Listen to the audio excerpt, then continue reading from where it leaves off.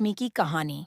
बहुत समय पहले की बात है जब धरती पर पाप बढ़ गया था और दुष्ट राजा कंस ने सारे संसार को त्रस्त कर रखा था।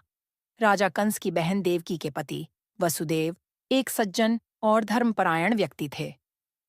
एक दिन कंस को भविष्यवाणी सुनने को मिली कि उसकी बहन के 8वें पुत्र द्वारा उसकी मृत्यु होगी। कंस ने उस भविष्यवाणी को सुनते ही देवकी और वसुदेव को कैद कर लिया और वादा किया कि वह उनके हर संतान को मार डालेगा। देवकी और वसुदेव की पहले 6 संतानें कंस ने मारी दी।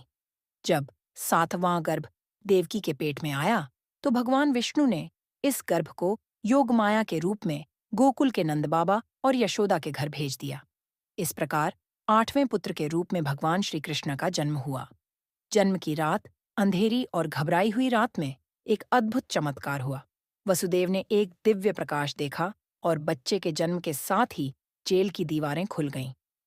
वसुदेव ने तुरंत बच्चे को अपनी बाहों में लिया और नंदगांव की ओर चल पड़े, जहां यशोदा और नंद बाबा का घर था।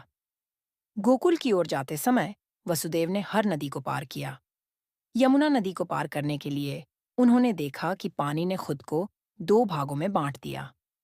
पानी के बीच से होते हुए वसुदेव ने सुरक्षित रूप से गोकुल पहुंचा और वहां उन्होंने कृष्णा को नंद बाबा और यशोदा के घर छोड़ दिया। उसी समय नंद बाबा और यशोदा के घर में एक सुंदर बालक का जन्म हुआ। यशोदा ने जब इस बालक को देखा तो वह उसे देखकर आनंदित हो गईं और उन्होंने बच्चे को अपने पास रखा। इस तरह भगवान कृष्णा ने गोकुल में अपने बाल रूप में अवतार लिया। जब कंस को पता चला कि देवकी की संतान सुरक्षित है तो उसने गोकुल के लोगों को परेशान करना शुरू कर दिया। उसने कई दुष्ट प्रयास किए, लेकिन हर बार भगवान कृष्णा ने अपने चमत्कारों से उसे हराया। श्री कृष्णा ने अपनी पूरी जीवन यात्रा में कई अद्भुत लीलाएं की, जैसे गोवर्धन पर्वत उठाना, नंद बाबा की गायों को बचाना और राधा के साथ प्रेम भरे रासलीला करना।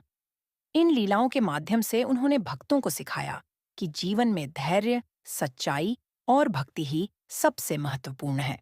इस प्रकार भगवान कृष्ण का जन्म धरती पर हुआ और उन्होंने दुष्टों का नाश किया और धर्म की स्थापना की।